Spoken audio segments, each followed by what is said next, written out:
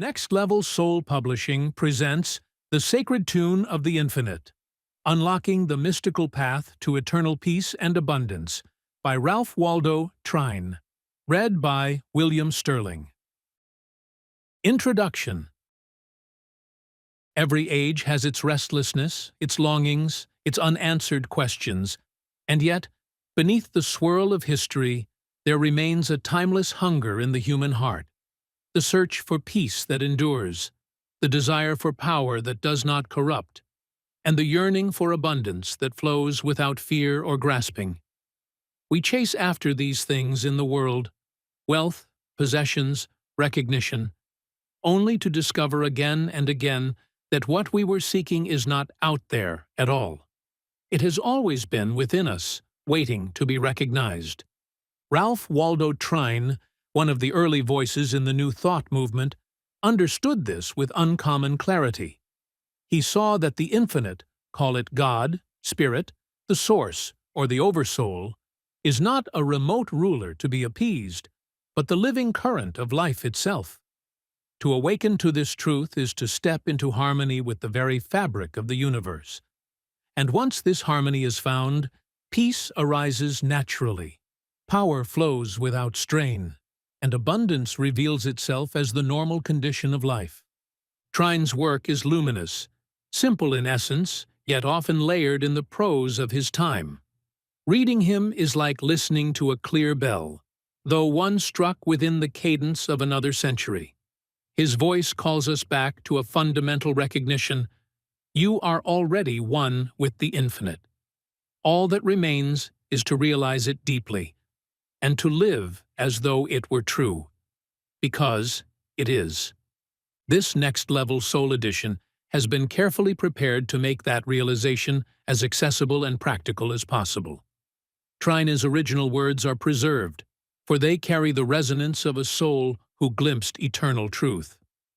But alongside them, you will find a framework designed to meet the needs of the modern seeker, someone who is not only interested in inspiration, but in integration, not only in ideas, but in transformation.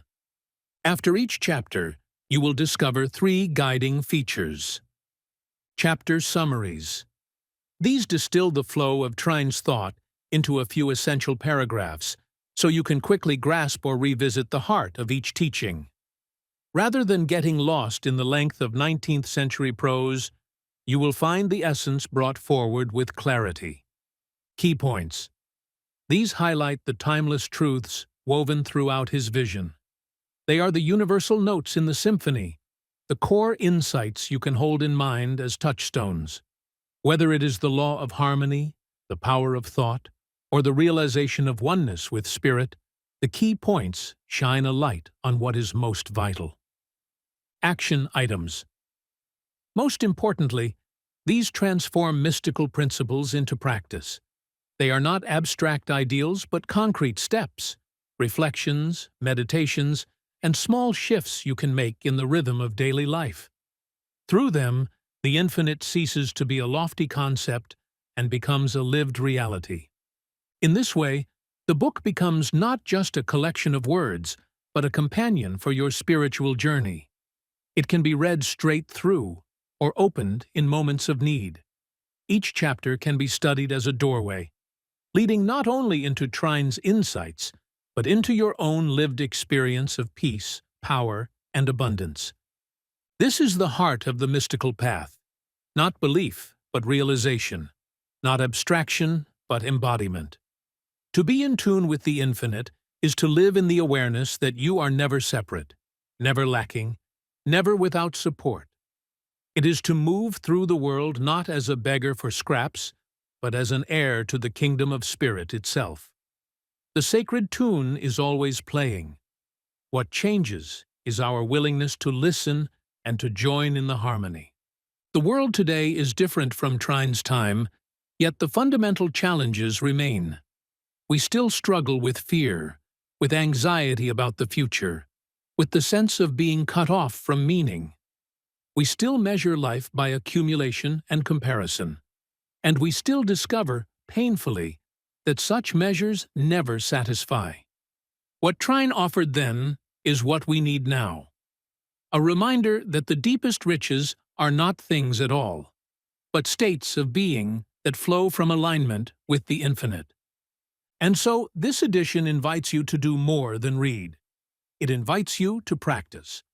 The summaries will keep you anchored, the key points will give you clarity, and the action items will ensure that these truths are woven into your daily life. Taken together, they form a code, a living pattern by which you may enter into the reality Trine described, not as an intellectual exercise, but as a transformation of consciousness. As you enter into this book, approach it not as one seeking something you lack, but as one remembering something you have forgotten. The infinite is not outside you. It is your very life. To realize this, to live in this awareness, is to walk the mystical path Trine envisioned. This next-level soul edition is here to accompany you on that walk. Let it remind you, guide you, and call you back when you forget. And above all, let it help you listen for the sacred tune, the eternal music of the infinite, already resounding in your heart. Prelude. The optimist is right. The pessimist is right. The one differs from the other as the light from the dark. Yet both are right. Each is right from his own particular point of view, and this point of view is the determining factor in the life of each. It determines as to whether it is a life of power or of impotence, of peace or of pain, of success or of failure. The optimist has the power of seeing things in their entirety and in their right relations. The pessimist looks from a limited and a one-sided point of view. The one has his understanding illumined by wisdom, the understanding of the other is darkened by ignorance. Each is building his world from within, and the result of the building is determined by the point of view of each. The optimist, by his superior wisdom and insight, is making his own heaven. And in the degree that he makes his own heaven, is he helping to make one for all the world beside. The pessimist, by virtue of his limitations, is making his own hell. And in the degree that he makes his own hell, is he helping to make one for all mankind. You and I have the predominating characteristics of an optimist, or the predominating characteristics of a pessimist. We then are making, hour by hour, our own heaven or our own hell. And in the degree that we are making the one or the other for ourselves, are we helping make it for all the world beside. The word heaven means harmony. The word hell is from the Old English hell, meaning to build a wall around, to separate. To be held was to be shut off from. Now, if there is such a thing as harmony, there must be that something one can be in right relations with. For to be in right relations with anything is to be in harmony with it. Again, if there is such a thing as being held, shut off, separated from, there must be that something from which one is held, shut off, or separated. Chapter 1. The Supreme Fact of the Universe. The great central fact of the universe is that spirit of infinite life and power that is back of all, that animates all, that manifests itself in and through all.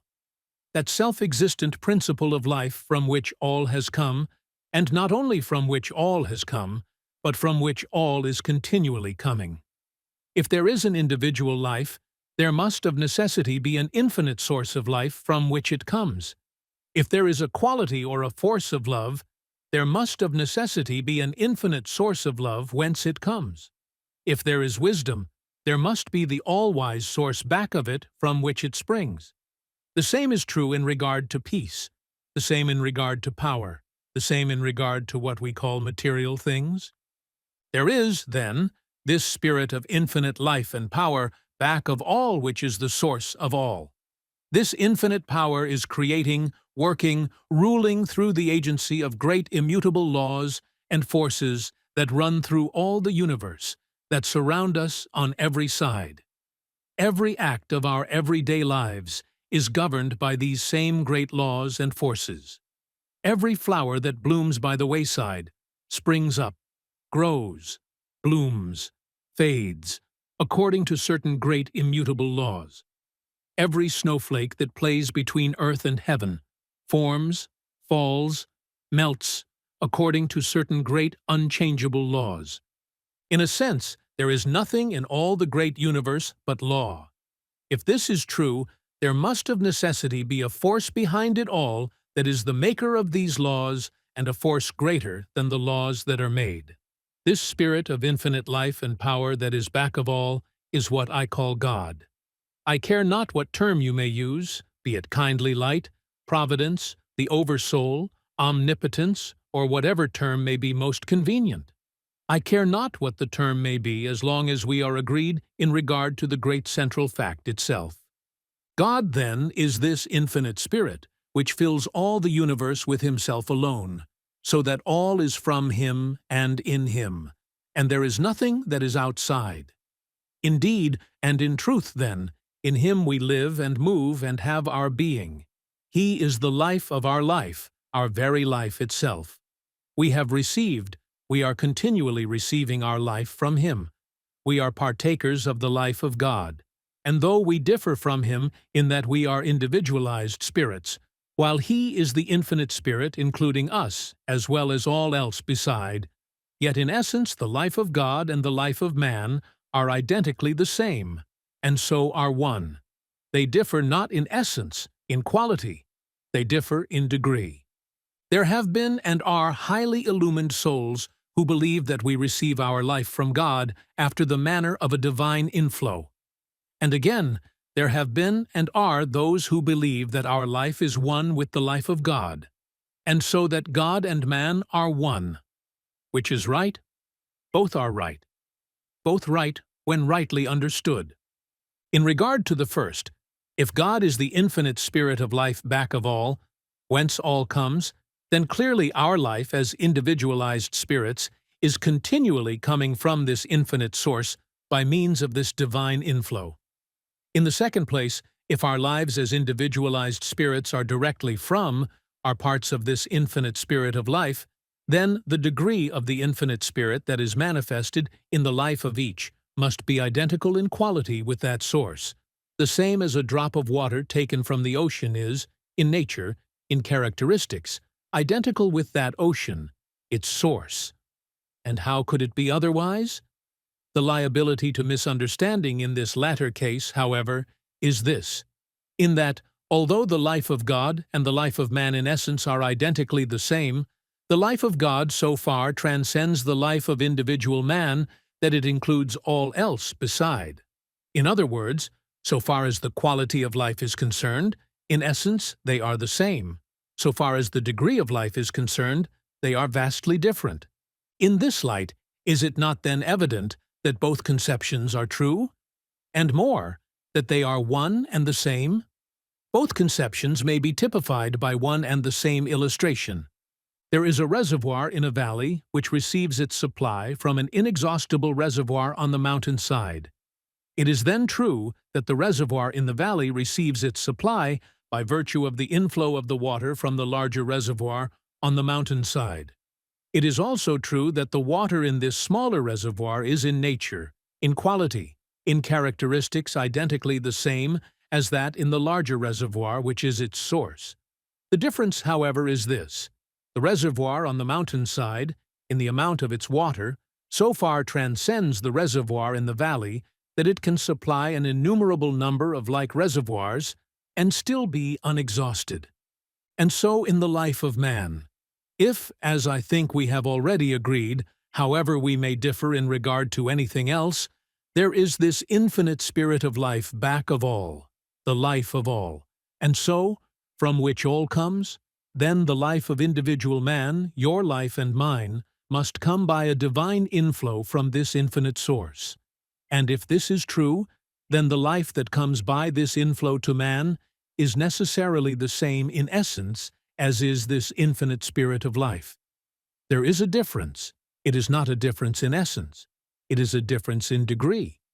If this is true, does it not then follow that, in the degree that man opens himself to this divine inflow, does he approach to God? If so, it then necessarily follows that in the degree that he makes this approach, does he take on the God powers? And if the God powers are without limit, does it not then follow that the only limitations man has are the limitations he sets to himself, by virtue of not knowing himself? Summary. The universe is animated by a spirit of infinite life and power, the source of everything that exists. All laws of nature, all forces, and all manifestations flow from this living presence. God is not separate from the universe, but immanent within it, sustaining every breath, every star, and every thought. Human beings are not apart from this spirit, but partake of its very essence.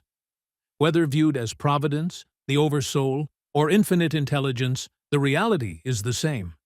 There is only one life, one power, one source behind all things. To recognize this is to discover that separation is illusion, and unity is truth. Key takeaways. Spirit of infinite life is the central fact of the universe. Everything exists and operates according to unchanging laws. God is not outside of creation, but within all of it. Human life and divine life are the same in essence, differing only in degree. Action items. Begin each day by affirming, "I live, move, and have my being in the infinite." Reflect on nature, a flower, star, or river, and trace it back to its source. Replace thoughts of separation with the practice of seeing all life as one. Chapter 2. The Supreme Fact of Human Life. From the great central fact of the universe in regard to which we have agreed, namely, this spirit of infinite life that is back of all and from which all comes, we are led to inquire as to what is the great central fact in human life. From what has gone before, the question almost answers itself. The great central fact in human life, in your life and in mine, is the coming into a conscious, vital realization of our oneness with this infinite life, and the opening of ourselves fully to this divine inflow. This is the great central fact in human life, for in this all else is included. All else follows in its train. In just the degree that we come into a conscious realization of our oneness with the infinite life, and open ourselves to this divine inflow, do we actualize in ourselves the qualities and powers of the infinite life. And what does this mean? It means simply this, that we are recognizing our true identity, that we are bringing our lives into harmony with the same great laws and forces, and so opening ourselves to the same great inspirations as have all the prophets, seers, sages, and saviors in the world's history, all men of truly great and mighty power. For in the degree that we come into this realization and connect ourselves with this infinite source, do we make it possible for the higher powers to play, to work, to manifest through us. We can keep close to this divine inflow, to these higher forces and powers through ignorance, as most of us do, and thus hinder or even prevent their manifesting through us. Or we can intentionally close ourselves to their operations and thus deprive ourselves of the powers to which, by the very nature of our being, we are rightful heirs. On the other hand, we can come into so vital a realization of the oneness of our real selves with this infinite life, and can open ourselves so fully to the incoming of this divine inflow, and so to the operation of these higher forces, inspirations, and powers, that we can indeed and in truth become what we may well term God-men. And what is a God-man? One in whom the powers of God are manifesting, though yet a man. No one can set limitations to a man or a woman of this type, for the only limitations he or she can have are those set by the self. Ignorance is the most potent factor in setting limitations to the majority of mankind. And so the great majority of people continue to live their little, dwarfed, and stunted lives simply by virtue of the fact that they do not realize the larger life to which they are heirs. They have never as yet come into a knowledge of the real identity of their true selves. Mankind has not yet realized that the real self is one with the life of God. Through its ignorance, it has never yet opened itself to the divine inflow, and so has never made itself a channel through which the infinite powers and forces can manifest. When we know ourselves merely as men, we live accordingly and have merely the powers of men. When we come into the realization of the fact that we are God-men, then again we live accordingly and have the powers of God-men. In the degree that we open ourselves to this divine inflow, are we changed from mere men into God-men. A friend has a beautiful lotus pond, a natural basin on his estate. His farm, as he always calls it, is supplied with water from a reservoir in the foothills some distance away. A gate regulates the flow of the water from the main that conducts it from the reservoir to the pond. It is a spot of transcendent beauty. There, through the days of the perfect summer weather, the lotus flowers lie full-blown upon the surface of the clear, transparent water. The June roses and other wildflowers are continually blooming upon its banks. The birds come here to drink and to bathe, and from early until late one can hear the melody of their song. The bees are continually at work in this garden of wildflowers, a beautiful grove in which many kinds of wild berries and many varieties of brakes and ferns grow, stretches back of the pond as far as the eye can reach. Our friend is a man, nay more, a God-man, a lover of his kind, and as a consequence, no notice bearing such words as private grounds, no trespassing allowed, or trespassers will be prosecuted, stands on his estate. But at the end of a beautiful byway that leads through the wildwood up to this enchanting spot, stands a notice bearing the words, "All are welcome to the lotus pond. All love our friend." Why? They can't help it. He so loves them, and what is his is theirs. Here one may often find merry groups of children at play. Here many times tired and weary-looking men and women come, and somehow, when they go, their faces wear a different expression. The burden seems to be lifted. And now and then I have heard them when leaving, sometimes in a faint murmur, as if uttering a benediction, say, "God bless our brother friend." Many speak of this spot as the Garden of God. My friend calls it his soul garden, and he spends many hours in quiet here. Often have I seen him after the others have gone, walking to and fro, or sitting quietly in the clear moonlight on an old rustic bench, drinking in the perfume of the wild flowers. He is a man of a beautifully simple nature. He says that here the real things of life come to him, and that here his greatest and most successful plans, many times as by a flash of inspiration, suggest themselves to him. Everything in the immediate vicinity seems to breathe a spirit of kindliness, comfort, goodwill, and good cheer.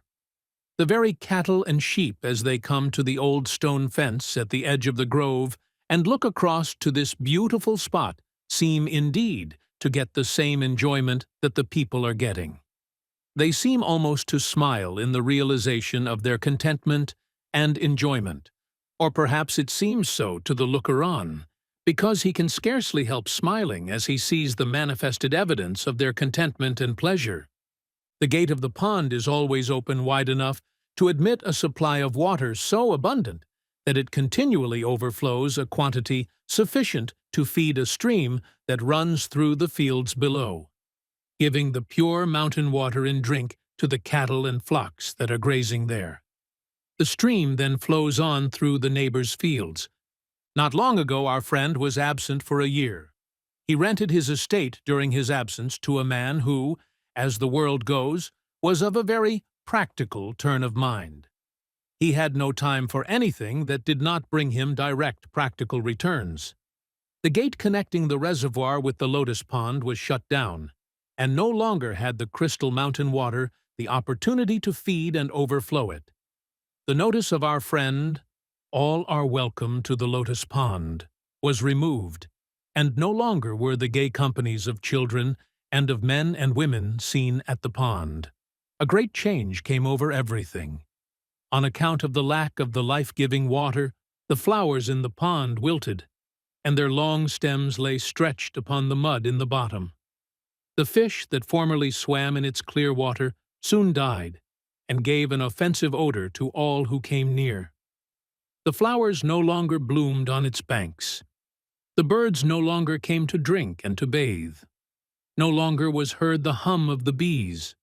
And more, the stream that ran through the fields below dried up, so that the cattle and the flocks no longer got their supply of clear mountain water.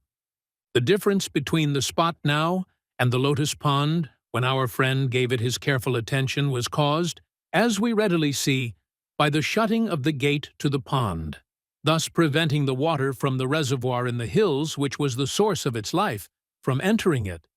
And when this, the source of its life, was shut off, not only was the appearance of the lotus pond entirely changed, but the surrounding fields were deprived of the stream to whose banks the flocks and cattle came for drink. In this, do we not see a complete parallel so far as human life is concerned? In the degree that we recognize our oneness, our connection with the infinite spirit, which is the life of all, and in the degree that we open ourselves to this divine inflow, do we come into harmony with the highest, the most powerful, and the most beautiful everywhere. And in the degree that we do this, do we overflow, so that all who come in contact with us receive the effects of this realization on our part. This is the lotus pond of our friend, he who is in love with all that is truest and best in the universe. And in the degree that we fail to recognize our oneness with this infinite source, and so close, shut ourselves to this divine inflow, do we come into that state where there seems to be with us nothing of good, nothing of beauty, nothing of power? And when this is true, those who come in contact with us receive not good, but harm. This is the spot of the lotus pond while the farm was in the hands of a renter. There is this difference between the lotus pond and your life and mine. It has no power in itself of opening the gate to the inflow of the water from the reservoir which is its source. In regard to this, it is helpless and dependent upon an outside agency. You and I have the power within us, to open or to close ourselves to this divine inflow exactly as we choose. This we have through the power of mind, through the operation of thought. There is the soul life, direct from God. This it is that relates us to the infinite. There is, then, the physical life. This it is that relates us to the material universe about us. The thought life connects the one with the other. It is this that plays between the two. Before we proceed farther, let us consider very briefly the nature of thought. Thought is not, as is many times supposed, a mere indefinite abstraction, or something of a like nature. It is, on the contrary, a vital living force, the most vital, subtle, and irresistible force there is in the universe.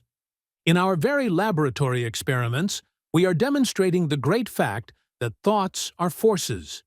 They have form, and quality, and substance, and power, and we are beginning to find that there is what we may term a science of thought. We are beginning also to find that through the instrumentality of our thought forces, we have creative power, not merely in a figurative sense, but creative power in reality.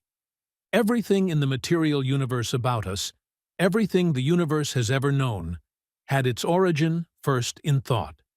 From this, it took its form. Every castle, every statue, every painting, every piece of mechanism, everything had its birth, its origin, first in the mind of the one who formed it before it received its material expression or embodiment. The very universe in which we live is the result of the thought energies of God, the infinite spirit that is back of all. And if it is true, as we have found, that we in our true selves are in essence the same, and in this sense are one with the life of this infinite spirit, do we not then see that in the degree that we come into a vital realization of this stupendous fact, we, through the operation of our interior, spiritual, thought forces, have in like sense creative power? Everything exists in the unseen before it is manifested or realized in the seen. And in this sense, it is true that the unseen things are the real, while the things that are seen are the unreal. The unseen things are cause, the seen things are effect. The unseen things are the eternal. The seen things are the changing, the transient. The power of the word is a literal scientific fact. Through the operation of our thought forces, we have creative power. The spoken word is nothing more nor less than the outward expression of the workings of these interior forces. The spoken word is then, in a sense, the means whereby the thought forces are focused and directed along any particular line. And this concentration, this giving them direction, is necessary before any outward or material manifestation of their power can become evident. Much is said in regard to building castles in the air, and one who is given to this building is not always looked upon with favor. But castles in the air are always necessary before we can have castles on the ground, before we can have castles in which to live. The trouble with the one who gives himself to building castles in the air is not that he builds them in the air, but that he does not go farther and actualize in life, in character, in material form, the castles he thus builds. He does a part of the work, a very necessary part, but another equally necessary part remains still undone. There is in connection with the thought forces what we may term the drawing power of mind. And the great law operating here is one with that great law of the universe, that like attracts like. We are continually attracting to us from both the seen and the unseen side of life, forces and conditions most akin to those of our own thoughts. This law is continually operating whether we are conscious of it or not. We are all living, so to speak, in a vast ocean of thought, and the very atmosphere around us is continually filled with the thought forces that are being continually sent, or that are continually going out in the form of thought waves. We are all affected, more or less, by these thought forces, either consciously or unconsciously, and in the degree that we are more or less sensitively organized, or in the degree that we are negative, and so are open to outside influences rather than positive, thus determining what influences shall enter into our realm of thought, and hence into our lives. There are those among us who are much more sensitively organized than others. As an organism, their bodies are more finely, more sensitively constructed.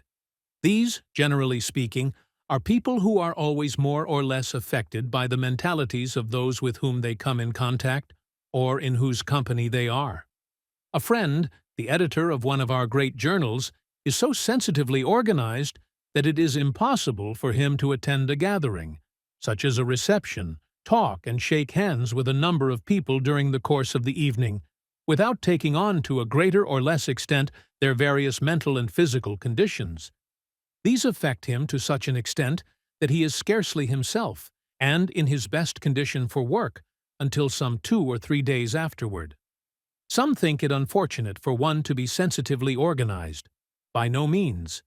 It is a good thing, for one may thus be more open and receptive to the higher impulses of the soul within, and to all higher forces and influences from without. It may, however, be unfortunate and extremely inconvenient to be so organized unless one recognize and gain the power of closing himself, of making himself positive to all detrimental or undesirable influences. This power everyone, however sensitively organized he may be, can acquire. This he can acquire through the mind's action. And moreover, there is no habit of more value to anyone, be he sensitively or less sensitively organized, than that of occasionally taking and holding himself continually in the attitude of mind. I close myself. I make myself positive to all things below, and open and receptive to all higher influences, to all things above. By taking this attitude of mind consciously now and then, it soon becomes a habit, and if one is deeply in earnest in regard to it, it puts into operation silent but subtle and powerful influences in effecting the desired results. In this way, all lower and undesirable influences from both the seen and the unseen side of life are closed out, while all higher influences are invited, and in the degree that they are invited, will they enter. And what do we mean by the unseen side of life? First, the thought forces, the mental and emotional conditions in the atmosphere about us that are generated by those manifesting on the physical plane through the agency of physical bodies. Second, the same forces generated by those who have dropped the physical body, or from whom it has been struck away, and who are now manifesting through the agency of bodies of a different nature. The individual existence of man begins on the sense plane of the physical world, but rises through successive gradations of ethereal and celestial spheres, corresponding with his ever-unfolding deific life and powers to a destiny of unspeakable grandeur and glory. Within and above every physical planet is a corresponding ethereal planet, or soul world, as within and above every physical organism is a corresponding ethereal organism, or soul body, of which the physical is but the external counterpart and materialized expression.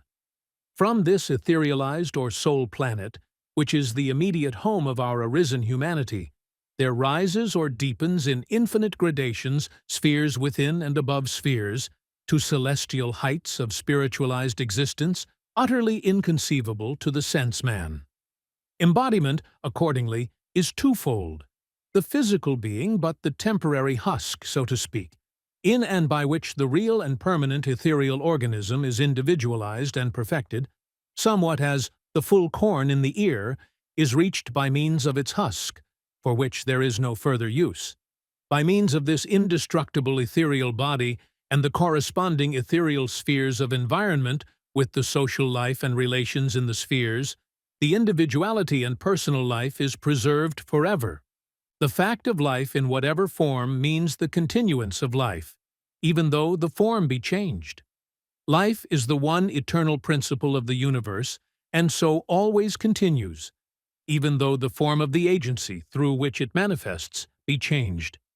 In my Father's house are many mansions, and surely, because the individual has dropped, has gone out of the physical body, there is no evidence at all that the life does not go right on the same as before, not commencing, for there is no cessation, but commencing in the other form, exactly where it has left off here. For all life is a continuous evolution, step by step. There one neither skips nor jumps. There are in the other form, then, mentalities and hence lives of all grades and influences, the same as there are in the physical form. If then the great law that like attracts like is ever operating, we are continually attracting to us from this side of life influences and conditions most akin to those of our own thoughts and lives. A gruesome thought that we should be so influenced, says one. By no means all life is one. We are all bound together in the one common and universal life, and especially not when we take into consideration the fact that we have it entirely in our own hands to determine the order of thought we entertain, and consequently the order of influences we attract, and are not mere willowy creatures of circumstance, unless indeed we choose to be. In our mental lives we can either keep hold of the rudder and so determine exactly what course we take, what points we touch, or we can fail to do this, and failing, we drift, and are blown hither and thither by every passing breeze. And so, on the contrary, welcome should be the thought, for thus we may draw to us the influence and the aid of the greatest, the noblest, and the best who have lived on the earth, whatever the time, wherever the place. We cannot rationally believe other than that those who have labored in love and with uplifting power here are still laboring in the same way, and in all probability with more earnest zeal, and with still greater power. And Elisha prayed and said, Lord, I pray thee, open his eyes, that he may see. And the Lord opened the eyes of the young man, and he saw, and behold, the mountain was full of horses and chariots of fire round about Elisha. While riding with a friend a few days ago, we were speaking of the great interest people are everywhere taking in the more vital things of life, the eagerness with which they are reaching out for a knowledge of the interior forces, their ever-increasing desire to know themselves and to know their true relations with the infinite. And in speaking of the great spiritual awakening that is so rapidly coming all over the world, the beginnings of which we are so clearly seeing during the closing years of this, and whose ever-increasing proportions we are to witness during the early years of the coming century, I said, how beautiful, if Emerson, the illumined one so far in advance of his time, who labored so faithfully and so fearlessly to bring about these very conditions, how beautiful if he were with us today to witness it all. How he would rejoice. How do we know, was the reply, that he is not witnessing it all? And more, that he is not having a hand in it all, a hand even greater, perhaps, than when we saw him here. Thank you, my friend, for this reminder. And truly, are they not all ministering spirits sent forth to minister to those who shall be heirs of salvation? As science is so abundantly demonstrating today, the things that we see are but a very small fraction of the things that are. The real, vital forces at work in our own lives and in the world about us are not seen by the ordinary physical eye. Yet they are the causes of which all things we see are merely the effects. Thoughts are forces. Like builds like, and like attracts like. For one to govern his thinking, then, is to determine his life. Says one of deep insight into the nature of things. The law of correspondences between spiritual and material things is wonderfully exact in its workings. People ruled by the mood of gloom attract to them gloomy things. People always discouraged and despondent do not succeed in anything, and live only by burdening someone else. The hopeful, confident, and cheerful attract the elements of success. A man's front or backyard will advertise that man's ruling mood in the way it is kept. A woman at home shows her state of mind in her dress. A slattern advertises the ruling mood of hopelessness, carelessness, and lack of system. Rags, tatters, and dirt are always in the mind before being on the body. The thought that is most put out brings its corresponding visible element to crystallize about you as surely and literally as the visible bit of copper in solution attracts to it the invisible copper in that solution. A mind always hopeful, confident, courageous, and determined on its set purpose, and keeping itself to that purpose, attracts to itself out of the elements things and powers favorable to that purpose. Every thought of yours has a literal value to you in every possible way. The strength of your body, the strength of your mind, your success in business, and the pleasure your company brings others depends on the nature of your thoughts.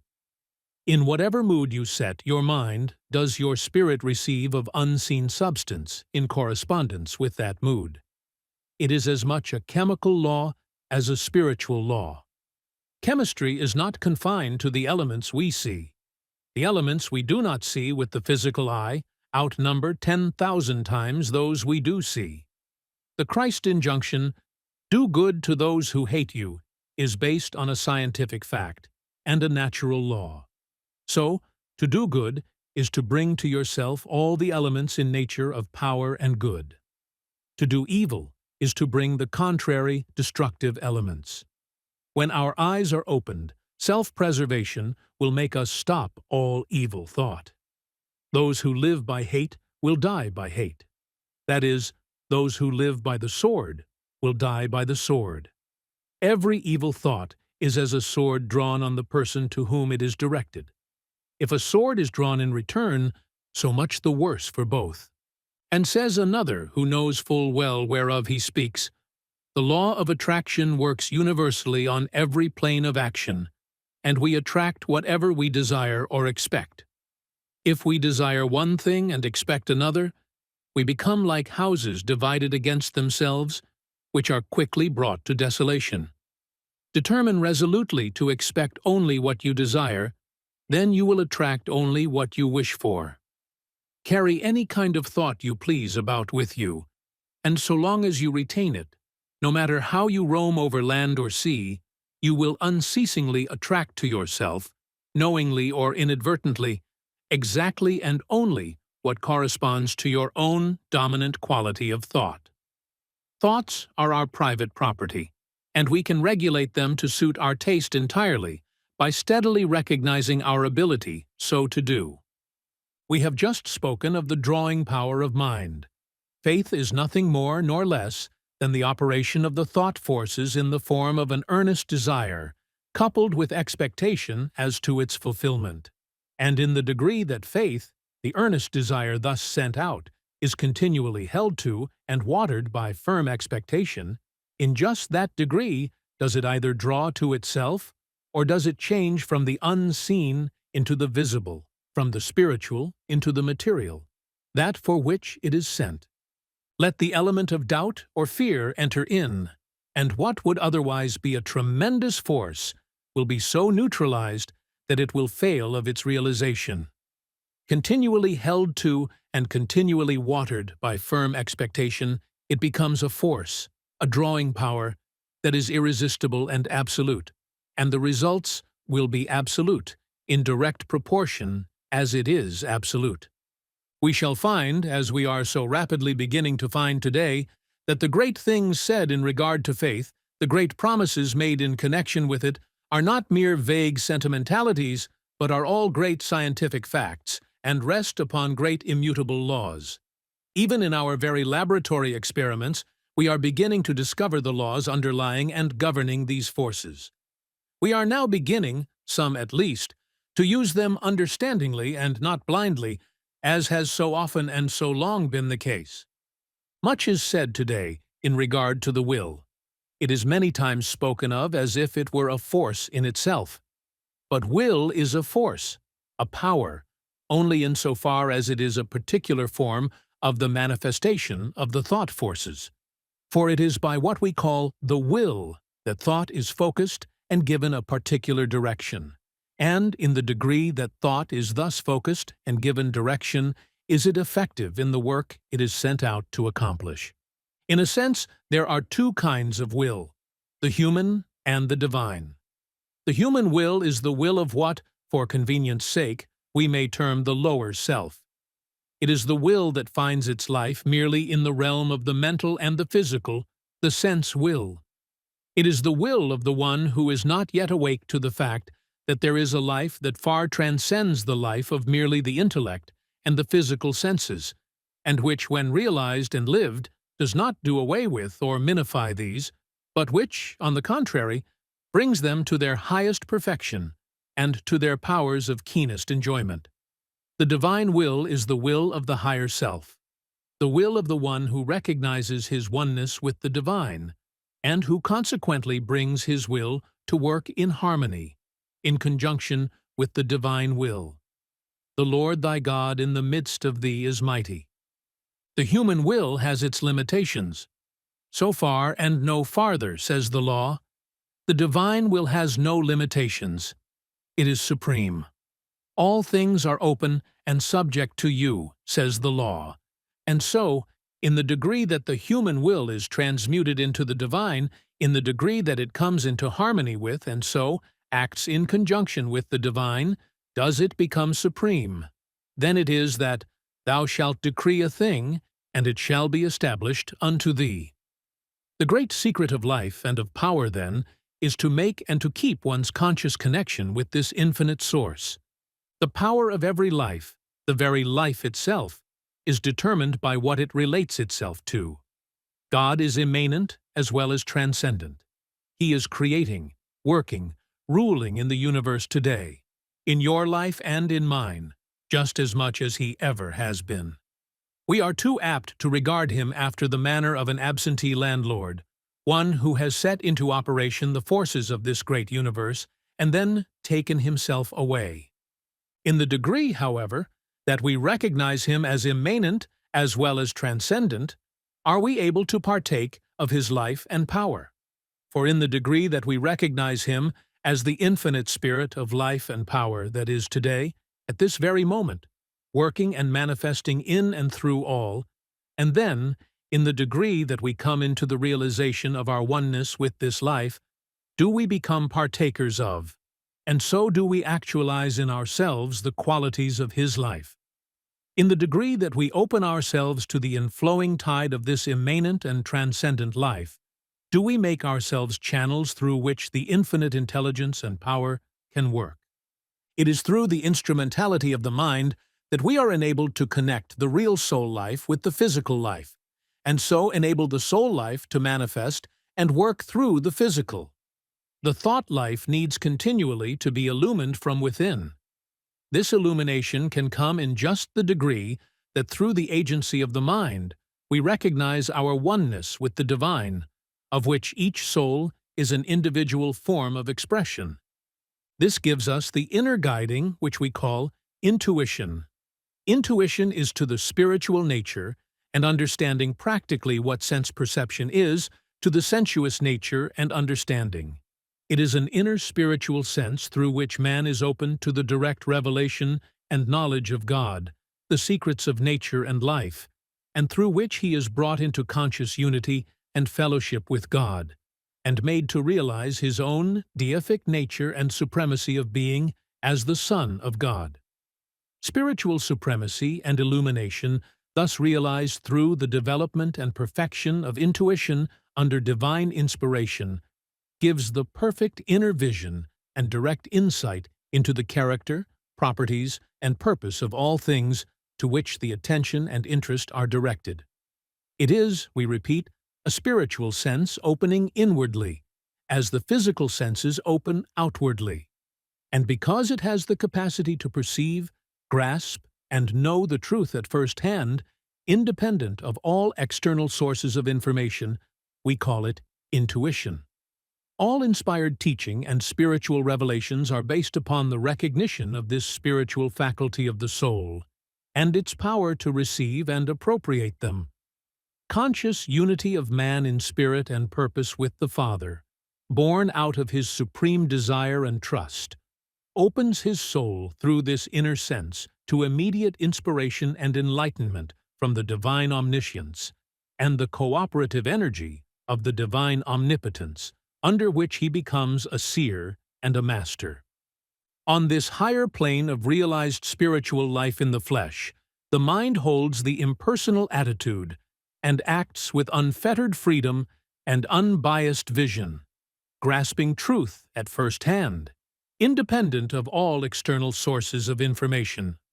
Approaching all beings and things from the divine side, they are seen in the light of the divine omniscience. God's purpose in them, and so the truth concerning them, as it rests in the mind of God, are thus revealed by direct illumination from the divine mind, to which the soul is opened inwardly through this spiritual sense we call intuition. Some call it the voice of the soul. Some call it the voice of God. Some call it the sixth sense. It is our inner spiritual sense. In the degree that we come into the recognition of our own true selves, into the realization of the oneness of our life with the infinite life, and in the degree that we open ourselves to this divine inflow, does this voice of intuition, this voice of the soul, this voice of God, speak clearly. And in the degree that we recognize, listen to, and obey it, does it speak ever more clearly, until by and by there comes the time when it is unerring, absolutely unerring in its guidance. Summary. The central truth of human existence is our oneness with the infinite. To consciously realize this unity is to unlock the full measure of divine qualities within us: wisdom, strength, and love.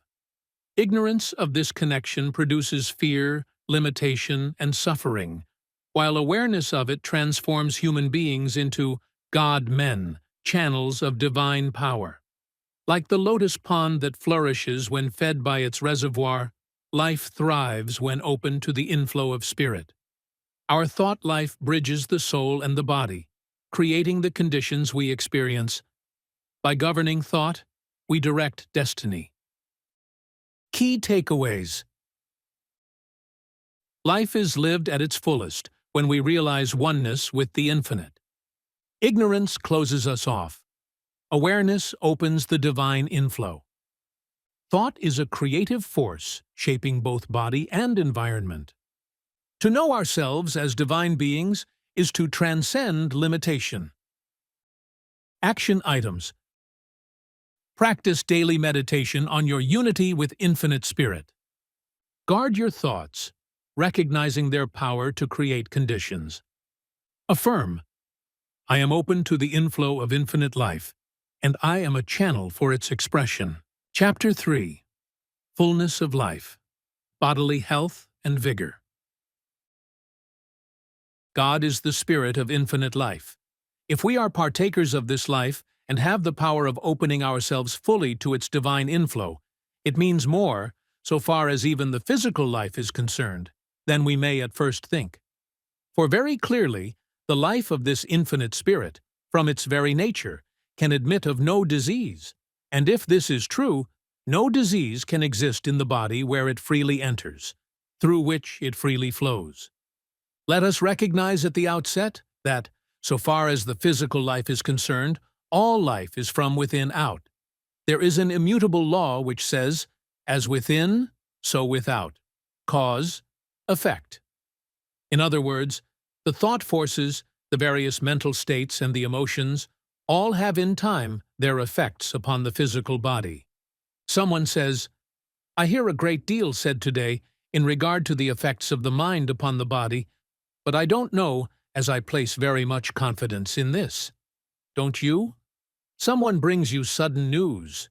You grow pale, you tremble, or perhaps you fall into a faint. It is, however, through the channel of your mind that the news is imparted to you. A friend says something to you, perhaps at the table, something that seems very unkind. You are hurt by it, as we say. You have been enjoying your dinner, but from this moment your appetite is gone. But what was said entered into and affected you through the channel of your mind. Look, yonder goes a young man, dragging his feet, stumbling over the slightest obstruction in the path. Why is it? Simply that he is weak-minded, an idiot. In other words, a falling state of mind is productive of a falling condition of the body. To be sure-minded is to be sure-footed. To be uncertain in mind is to be uncertain in step. Again, a sudden emergency arises. You stand trembling and weak with fear. Why are you powerless to move? Why do you tremble?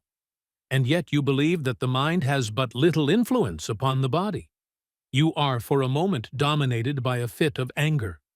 For a few hours afterwards, you complain of a violent headache. And still, you do not seem to realize that the thoughts and emotions have an effect upon the body. A day or two ago, while conversing with a friend, we were speaking of worry. My father is greatly given to worry, he said. Your father is not a healthy man, I said. He is not strong, vigorous, robust, and active. I then went on to describe to him more fully his father's condition and the troubles which afflicted him. He looked at me in surprise and said, Why, you do not know my father? No, I replied. How then can you describe so accurately the disease with which he is afflicted? You have just told me that your father is greatly given to worry. When you told me this, you indicated to me cause. In describing your father's condition, I simply connected with the cause its own peculiar effects.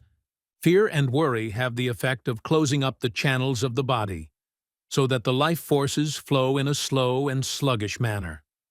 Hope and tranquility open the channels of the body, so that the life forces go bounding through it in such a way that disease can rarely get a foothold. Not long ago, a lady was telling a friend of a serious physical trouble. My friend happened to know that between this lady and her sister, the most kindly relations did not exist. He listened attentively to her delineation of her troubles, and then, looking her squarely in the face, in a firm but kindly tone, said, Forgive your sister. The woman looked at him in surprise and said, I can't forgive my sister. Very well then, he replied. Keep the stiffness of your joints and your kindred rheumatic troubles. A few weeks later he saw her again. With a light step, she came toward him and said, I took your advice. I saw my sister and forgave her. We have become good friends again, and I don't know how it is, but somehow or other from the very day as I remember that we became reconciled, my troubles seemed to grow less, and today there is not a trace of the old difficulties left. And really, my sister and I have become such good friends that now we can scarcely get along without one another. Again, we have effect following cause. We have several well-authenticated cases of the following nature. A mother has been dominated for a few moments by an intense passion of anger, and the child at her breast has died within an hour's time. So poisoned became the mother's milk by virtue of the poisonous secretions of the system while under the domination of this fit of anger. In other cases, it has caused severe illness and convulsions. The following experiment has been tried a number of times by a well-known scientist. Several men have been put into a heated room. Each man has been dominated for a moment by a particular passion of some kind, one by an intense passion of anger, and others by different other passions. The experimenter has taken a drop of perspiration from the body of each of these men, and by means of a careful chemical analysis, he has been able to determine the particular passion by which each has been dominated. Practically the same results revealed themselves in the chemical analysis of the saliva of each of the men. Says a noted American author, an able graduate of one of our greatest medical schools, and one who has studied deeply into the forces that build the body and the forces that tear it down. The mind is the natural protector of the body. Every thought tends to reproduce itself, and ghastly mental pictures of disease, sensuality, and vice of all sorts produce scrofula and leprosy in the soul, which reproduces them in the body. Anger changes the chemical properties of the saliva to a poison dangerous to life. It is well known that sudden and violent emotions have not only weakened the heart in a few hours, but have caused death and insanity. It has been discovered by scientists that there is a chemical difference between that sudden cold exudation of a person under a deep sense of guilt and the ordinary perspiration, and the state of the mind can sometimes be determined by chemical analysis of the perspiration of a criminal, which, when brought into contact with selenic acid, produces a distinctive pink color. It is well known that fear has killed thousands of victims, while, on the other hand, courage is a great invigorator. Anger in the mother may poison a nursing child. Rari, the celebrated horse tamer, said that an angry word would sometimes raise the pulse of a horse 10 beats in a minute. If this is true of a beast, what can we say of its power upon human beings, especially upon a child? Strong mental emotion often causes vomiting. Extreme anger or fright may produce jaundice. A violent paroxysm of rage has caused apoplexy and death. Indeed, in more than one instance, a single night of mental agony has wrecked a life. Grief, long-standing jealousy, constant care, and corroding anxiety sometimes tend to develop insanity. Sick thoughts and discordant moods are the natural atmosphere of disease, and crime is engendered and thrives in the miasma of the mind. From all this, we get the great fact, we are scientifically demonstrating today, that the various mental states, emotions, and passions have their various peculiar effects upon the body, and each induces in turn, if indulged in to any great extent, its own peculiar forms of disease, and these in time become chronic. Just a word or two in regard to their mode of operation. If a person is dominated for a moment by, say, a passion of anger, there is set up in the physical organism what we might justly term a bodily thunderstorm, which has the effect of souring, or rather of corroding, the normal, healthy, and life-giving secretions of the body, so that instead of performing their natural functions, they become poisonous and destructive. And if this goes on to any great extent, by virtue of their cumulative influences, they give rise to a particular form of disease, which in turn becomes chronic. So, the emotion opposite to this, that of kindliness, love, benevolence, goodwill, tends to stimulate a healthy, purifying, and life-giving flow of all the bodily secretions. All the channels of the body seem free and open. The life forces go bounding through them. And these very forces, set into a bounding activity, will in time counteract the poisonous and disease-giving effects of their opposites. A physician goes to see a patient. He gives no medicine this morning, yet the very fact of his going makes the patient better. He has carried with him the spirit of health. He has carried brightness of tone and disposition. He has carried hope into the sick chamber. He has left it there. In fact, the very hope and good cheer he has carried with him has taken hold of, and has had a subtle but powerful influence upon the mind of the patient. And this mental condition imparted by the physician has in turn its effects upon the patient's body. And so, through the instrumentality of this mental suggestion, the healing goes on. Know, then, whatever cheerful and serene supports the mind, supports the body too. Hence the most vital movement mortals feel is hope, the balm and lifeblood of the soul. We sometimes hear a person in weak health say to another, "I always feel better when you come." There is a deep scientific reason underlying the statement. The tongue of the wise is health. The power of suggestion, so far as the human mind is concerned, is a most wonderful and interesting field of study. Most wonderful and powerful forces can be set into operation through this agency.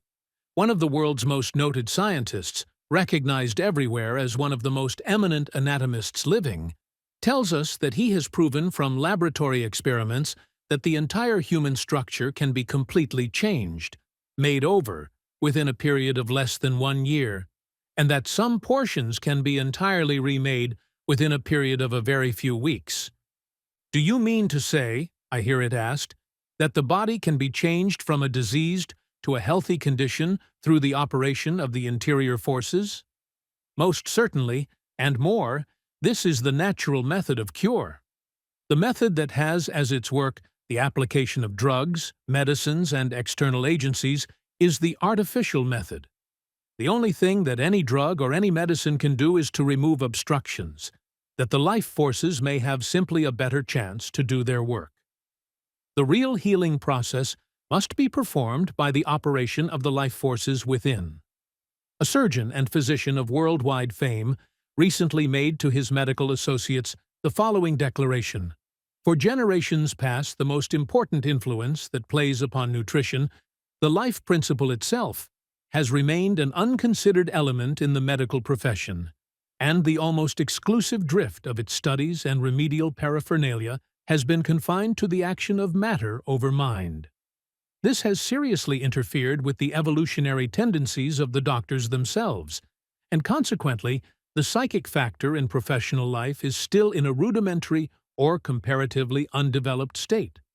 But the light of the 19th century has dawned, and so the march of mankind in general is taken in the direction of the hidden forces of nature.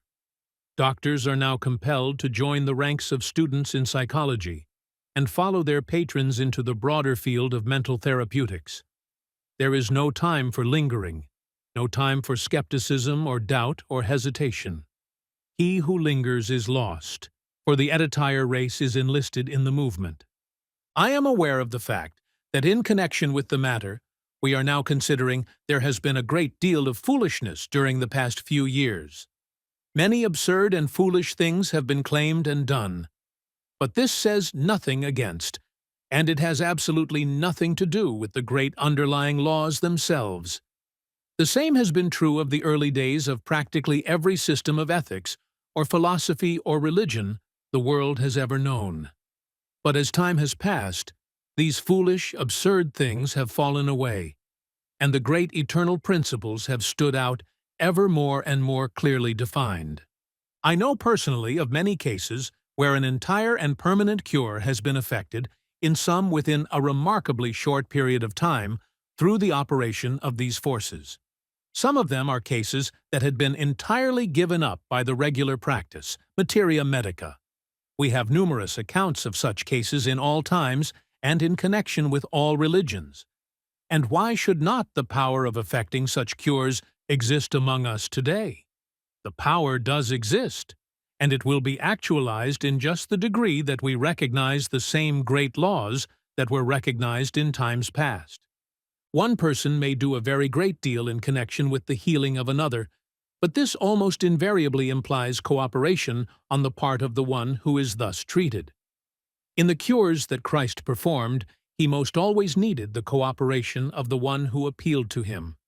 His question almost invariably was, "Dost thou believe?" He thus stimulated into activity the life-giving forces within the one cured. If one is in a very weak condition, or if his nervous system is exhausted, or if his mind through the influence of the disease is not so strong in its workings, it may be well for him for a time to seek the aid and cooperation of another. But it would be far better for such a one could he bring himself to a vital realization of the omnipotence of his own interior powers. One may cure another, but to be permanently healed, one must do it himself. In this way, another may be most valuable as a teacher by bringing one to a clear realization of the power of the forces within. But in every case, in order to have a permanent cure, the work of the self is necessary. Christ's words were almost invariably, "Go and sin no more," or "Thy sins are forgiven thee," thus pointing out the one eternal and never-changing fact that all disease and its consequent suffering is the direct or the indirect result of the violation of law, either consciously or unconsciously, either intentionally or unintentionally. Suffering is designed to continue only so long as sin continues. Sin not necessarily in the theological, but always in the philosophical sense, though many times in the sense of both. The moment the violation ceases, the moment one comes into perfect harmony with the law, the cause of the suffering ceases, and though there may be residing within the cumulative effects of past violation, the cause is removed, and consequently there can be no more effects in the form of additions, and even the diseased condition that has been induced from past violation will begin to disappear as soon as the right forces are set into activity. There is nothing that will more quickly and more completely bring one into harmony with the laws under which he lives than this vital realization of his oneness with the infinite Spirit, which is the life of all life. In this there can be no disease, and nothing will more readily remove from the organism the obstructions that have accumulated there, or in other words, the disease that resides there, than this full realization and the complete opening of one's self to this divine inflow. "I shall put my Spirit in you, and ye shall live." The moment a person realizes his oneness with the infinite Spirit, he recognizes himself as a spiritual being, and no longer as a mere physical, material being.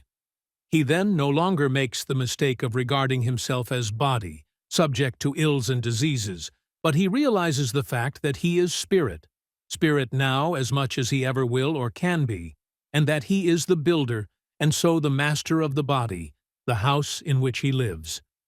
And the moment he thus recognizes his power as master, he ceases in any way to allow it the mastery over him.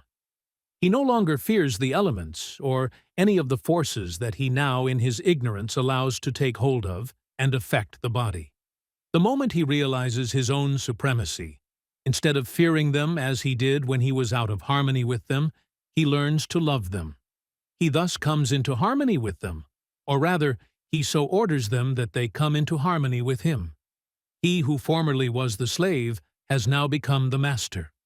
The moment we come to love a thing, it no longer carries harm for us. There are almost countless numbers today, weak and suffering in body, who would become strong and healthy if they would only give God an opportunity to do His work. To such I would say, don't shut out the divine inflow. Do anything else rather than this. Open yourselves to it. Invite it.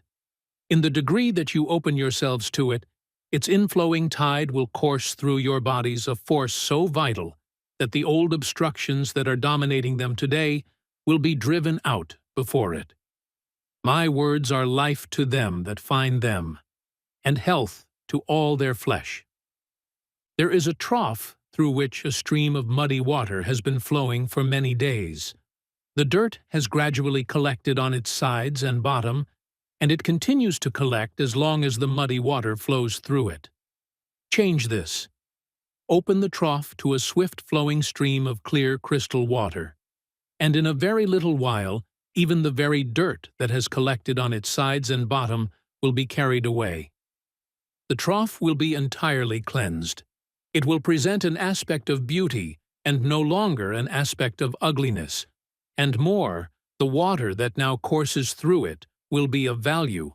It will be an agent of refreshment, of health, and of strength to those who use it. Yes, in just the degree that you realize your oneness with this infinite spirit of life, and thus actualize your latent possibilities and powers, you will exchange dis-ease for ease, inharmony for harmony, suffering and pain for abounding health and strength. And in the degree that you realize this wholeness, this abounding health and strength in yourself, will you carry it to all with whom you come in contact? For we must remember that health is contagious as well as disease. I hear it asked, what can be said in a concrete way in regard to the practical application of these truths so that one can hold himself in the enjoyment of perfect bodily health, and more, that one may heal himself of any existing disease?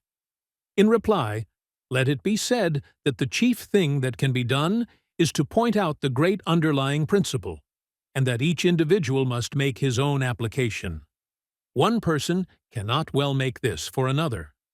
First, let it be said that the very fact of one's holding the thought of perfect health sets into operation vital forces, which will in time be more or less productive of the effect. Perfect health.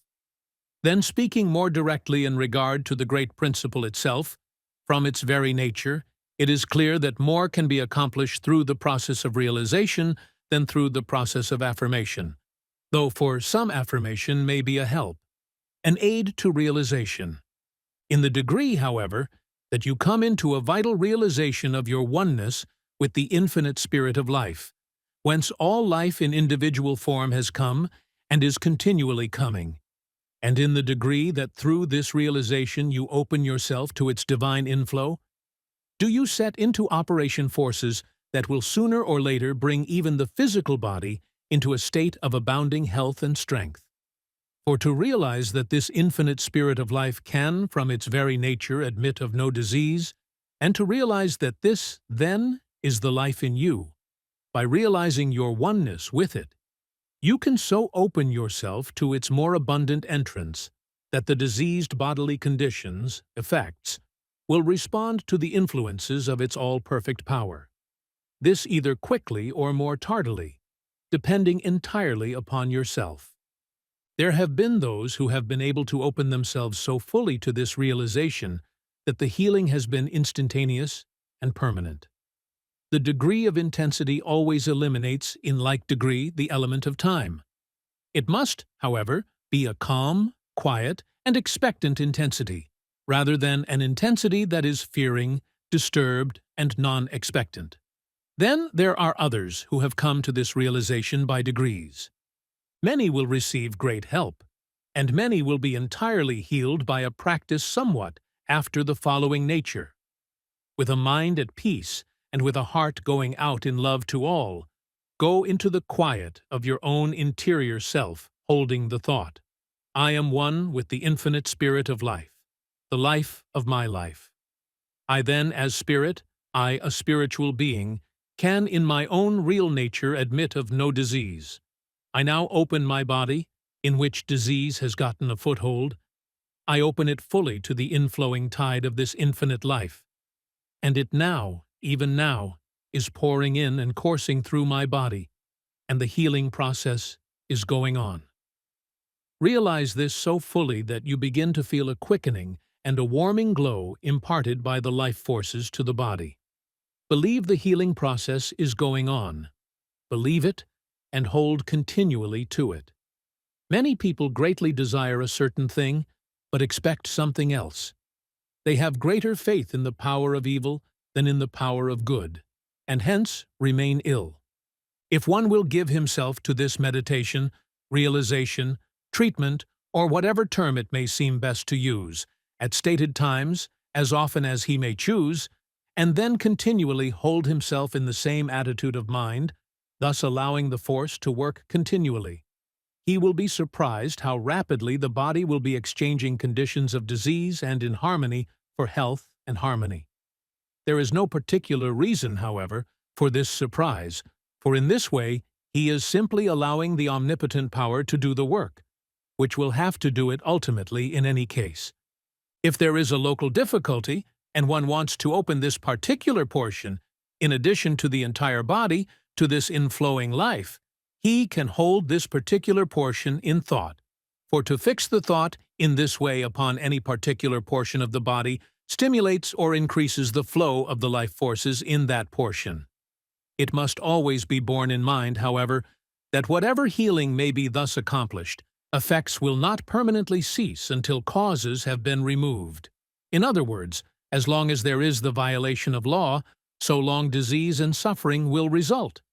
This realization that we are considering will have an influence not only where there is a diseased condition of the body, but even where there is not this condition, it will give an increased bodily life, vigor, and power.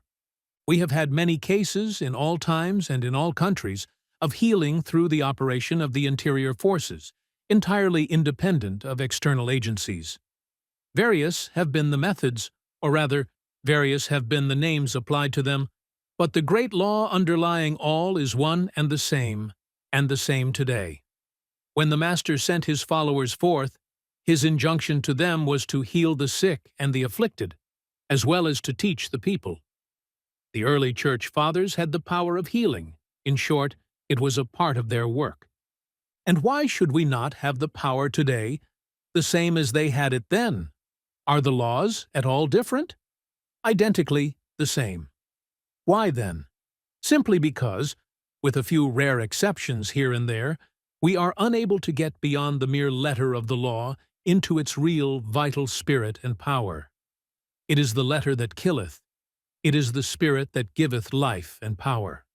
Every soul who becomes so individualized that he breaks through the mere letter and enters into the real vital spirit will have the power, as have all who have gone before, and when he does, he will also be the means of imparting it to others, for he will be one who will move, and who will speak with authority. We are rapidly finding today, and we shall find even more and more as time passes, that practically all disease, with its consequent suffering, has its origin in perverted mental and emotional states and conditions. The mental attitude we take toward anything determines to a greater or less extent its effects upon us. If we fear it, or if we antagonize it, the chances are that it will have detrimental or even disastrous effects upon us.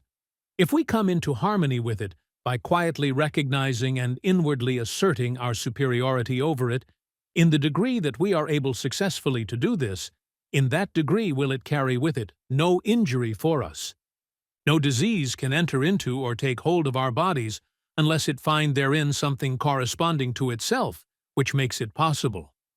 And in the same way, no evil or undesirable condition of any kind can come into our lives unless there is already in them that which invites it, and so makes it possible for it to come. The sooner we begin to look within ourselves for the cause of whatever comes to us, the better it will be. For so much the sooner will we begin to make conditions within ourselves such that only good may enter.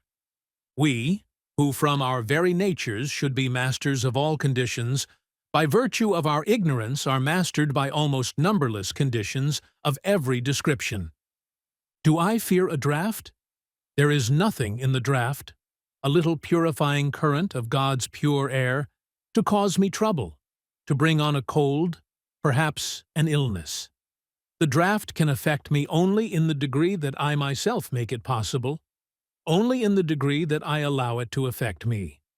We must distinguish between causes and mere occasions. The draught is not cause, nor does it carry cause with it. Two persons are sitting in the same draught. The one is injuriously affected by it. The other experiences not even an inconvenience, but he rather enjoys it. The one is a creature of circumstances. He fears the draft, cringes before it, continually thinks of the harm it is doing him. In other words, he opens every avenue for it to enter and take hold of him, and so it, harmless and beneficent in itself, brings to him exactly what he has empowered it to bring. The other recognizes himself as the master over and not the creature of circumstances. He is not concerned about the draft. He puts himself into harmony with it, makes himself positive to it, and instead of experiencing any discomfort, he enjoys it.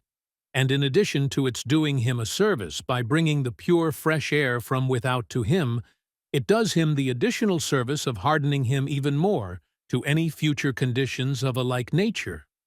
But if the draft was cause, it would bring the same results to both. The fact that it does not shows that it is not a cause, but a condition, and it brings to each effects which correspond to the conditions it finds within each. Poor draft! How many thousands, nay millions of times it is made the scapegoat by those who are too ignorant or too unfair to look their own weaknesses square in the face, and who instead of becoming imperial masters remain cringing slaves. Think of it, what it means. A man created in the image of the eternal God, sharer of his life and power, born to have dominion, fearing, shaking, cringing before a little draught of pure life-giving air. But scapegoats are convenient things, even if the only thing they do for us is to aid us in our constant efforts at self-delusion. The best way to disarm a draft of the bad effects it has been accustomed to bring one is first to bring about a pure and healthy set of conditions within, then to change one's mental attitude toward it. Recognize the fact that of itself it has no power. It has only the power you invest it with. Thus, you will put yourself into harmony with it, and will no longer sit in fear of it. Then sit in a draft a few times, and get hardened to it, as everyone, by going at it judiciously, can readily do. But suppose one is in delicate health, or especially subject to drafts. Then be simply a little judicious at first. Don't seek the strongest that can be found, especially if you do not as yet in your own mind feel equal to it. For if you do not, it signifies that you still fear it. That supreme regulator of all life, good common sense, must be used here, the same as elsewhere. If we are born to have dominion, and that we are is demonstrated by the fact that some have attained to it, and what one has done, soon or late, all can do, then it is not necessary that we live under the domination of any physical agent. In the degree that we recognize our own interior powers, then are we rulers and able to dictate. In the degree that we fail to recognize them, we are slaves and are dictated to. We build whatever we find within us, we attract whatever comes to us, and all in accordance with spiritual law. For all natural law is spiritual law. The whole of human life is cause and effect. There is no such thing in it as chance, nor is there even in all the wide universe. Are we not satisfied with whatever comes into our lives? The thing to do, then, is not to spend time in railing against the imaginary something we create and call fate, but to look to the within and change the causes at work there, in order that things of a different nature may come, for there will come exactly what we cause to come. This is true not only of the physical body, but of all phases and conditions of life. We invite whatever comes, and did we not invite it, either consciously or unconsciously, it could not and it would not come. This may undoubtedly be hard for some to believe, or even to see at first. But in the degree that one candidly and open-mindedly looks at it, and then studies into the silent, but subtle and, so to speak, omnipotent workings of the thought forces, and as he traces their effects within him and about him, it becomes clearly evident and easy to understand. And then whatever does come to one depends for its effects entirely upon his mental attitude toward it. Does this or that occurrence or condition cause you annoyance? Very well, it causes you annoyance, and so disturbs your peace merely because you allow it to. You are born to have absolute control over your own dominion, but if you voluntarily hand over this power, even if for a little while, to someone or to something else, then you, of course, become the creature, the one controlled. To live undisturbed by passing occurrences, you must first find your own center. You must then be firm in your own center, and so rule the world from within. He who does not himself condition circumstances allows the process to be reversed and becomes a conditioned circumstance. Find your center and live in it. Surrender it to no person, to no thing. In the degree that you do, this will you find yourself growing stronger and stronger in it. And how can one find his center? By realizing his oneness with the infinite power, and by living continually in this realization. But if you do not rule from your own center, if you invest this or that with the power of bringing you annoyance or evil or harm, then take what it brings, but cease your railings against the eternal goodness and beneficence of all things. I swear the earth shall surely be complete. To him or her who shall be complete. The earth remains jagged and broken. Only to him who remains jagged and broken. If the windows of your soul are dirty and streaked, covered with matter foreign to them, then the world as you look out of them will be to you dirty and streaked and out of order. Cease your complainings, however.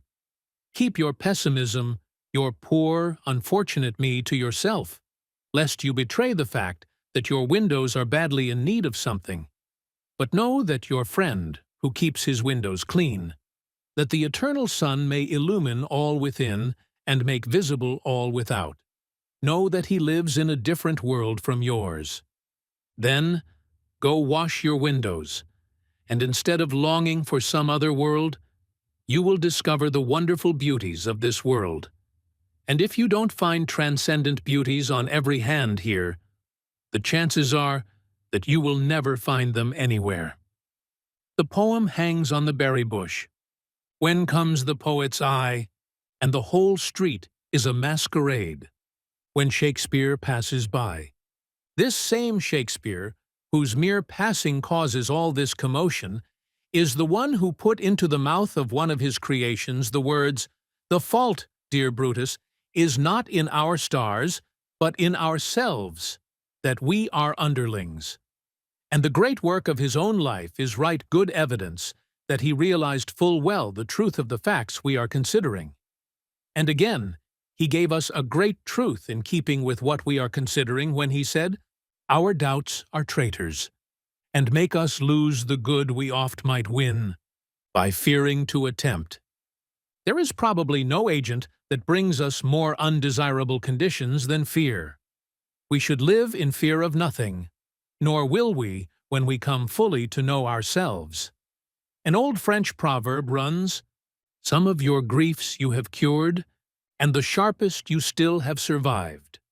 But what torments of pain you endured, from evils that never arrived." Fear and lack of faith go hand in hand. The one is born of the other.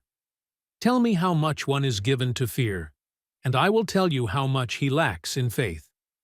Fear is a most expensive guest to entertain, the same as worry is. So expensive are they that no one can afford to entertain them. We invite what we fear, the same as, by a different attitude of mind, we invite and attract the influences and conditions we desire. The mind dominated by fear opens the door for the entrance of the very things, for the actualization of the very conditions it fears. "Where are you going?" asked an Eastern pilgrim on meeting the plague one day. "I am going to Baghdad to kill 5,000 people, was the reply. A few days later, the same pilgrim met the plague returning. "You told me you were going to Baghdad to kill 5,000 people, said he, "but instead, you killed 50,000. "No," said the plague, "I killed only 5,000, as I told you I would. The others died of fright." Fear can paralyze every muscle in the body. Fear affects the flow of the blood, likewise the normal and healthy action of all the life forces. Fear can make the body rigid, motionless, and powerless to move. Not only do we attract to ourselves the things we fear, but we also aid in attracting to others the conditions we, in our own minds, hold them in fear of. This we do in proportion to the strength of our own thought, and in the degree that they are sensitively organized and so influenced by our thought, and this, although it be unconscious both on their part and on ours. Children, and especially when very young, are, generally speaking, more sensitive to their surrounding influences than grown people are. Some are veritable little sensitive plates, registering the influences about them and embodying them as they grow. How careful in their prevailing mental states then should be those who have them in charge, and especially how careful should a mother be during the time she is carrying the child, and when every thought, every mental as well as emotional state has its direct influence upon the life of the unborn child. Let parents be careful how they hold a child, either younger or older, in the thought of fear.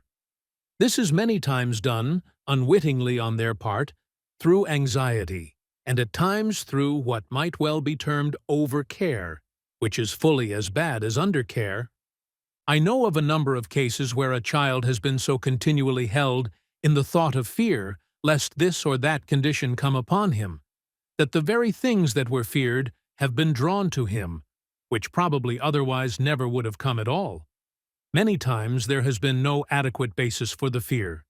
In case there is a basis, then far wiser is it to take exactly the opposite attitude, so as to neutralize the force at work, and then to hold the child in the thought of wisdom and strength that it may be able to meet the condition and master it, instead of being mastered by it. But a day or two ago, a friend was telling me of an experience of his own life in this connection. At a period when he was having a terrific struggle with a certain habit, he was so continually held in the thought of fear by his mother and the young lady to whom he was engaged. The engagement to be consummated at the end of a certain period, the time depending on his proving his mastery, that he, very sensitively organized, continually felt the depressing and weakening effects of their negative thoughts. He could always tell exactly how they felt toward him. He was continually influenced and weakened by their fear, by their questionings, by their suspicions, all of which had the effect of lessening the sense of his own power, all of which had an endeavor-paralyzing influence upon him. And so, instead of their begetting courage and strength in him, they brought him to a still greater realization of his own weakness and the almost worthless use of struggle. Here were two who loved him dearly, and who would have done anything and everything to help him gain the mastery, but who, ignorant of the silent, subtle, ever-working, and all-telling power of the thought forces, instead of imparting to him courage, instead of adding to his strength, disarmed him of this, and then added an additional weakness from without. In this way, the battle for him was made harder in a threefold degree. Fear and worry and all kindred mental states are too expensive for any person, man, woman, or child, to entertain or indulge in. Fear paralyzes healthy action. Worry corrodes and pulls down the organism and will finally tear it to pieces. Nothing is to be gained by it, but everything to be lost. Long-continued grief at any loss will do the same. Each brings its own peculiar type of ailment. An inordinate love of gain, a close-fisted, hoarding disposition will have kindred effects. Anger, jealousy, malice, continual fault-finding, lust, has each its own peculiar corroding, weakening, tearing down effects. We shall find that not only are happiness and prosperity concomitants of righteousness, living in harmony with the higher laws, but bodily health as well. The great Hebrew seer enunciated a wonderful chemistry of life when he said, "As righteousness tendeth to life, so he that pursueth evil pursueth it to his own death. On the other hand, in the way of righteousness is life, and in the pathway thereof there is no death." The time will come when it will be seen that this means far more than most people dare even to think as yet. It rests with man to say whether his soul shall be housed in a stately mansion of ever-growing splendor and beauty, or in a hovel of his own building, a hovel at last ruined and abandoned to decay. The bodies of almost untold numbers, living their one-sided, unbalanced lives, are every year, through these influences, weakening and falling by the wayside long before their time. Poor, poor houses, intended to be beautiful temples, brought to desolation by their ignorant, reckless, deluded tenants. Poor houses. A close observer, a careful student of the power of the thought forces, will soon be able to read in the voice, in the movements, in the features, the effects registered by the prevailing mental states and conditions.